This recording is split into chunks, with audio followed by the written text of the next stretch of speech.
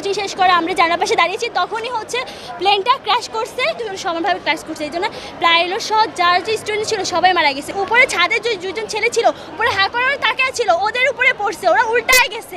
প্রায় অনেক 400 ছিল, প্রায় 400। আগুন দেখার পরে ওখানে আর্মিরা চলে আসে, আর্মিরা খুব তাড়াতাড়ি ওখানে চলে আসে, এরপর ফায়ার সার্ভিস আসে। তো বাচ্চাটা মাথা নিচে পড়ে গেছে। ভাই এগুলা কি আমরা ওইখানে স্ট্রাগল করতেছি যেন আমরা রোগীদেরকে ঢুকাইতে পারি ভিতরে, ওনারা একজন আসছে, একজনের সাথে আরো 50 জনের চারদিকে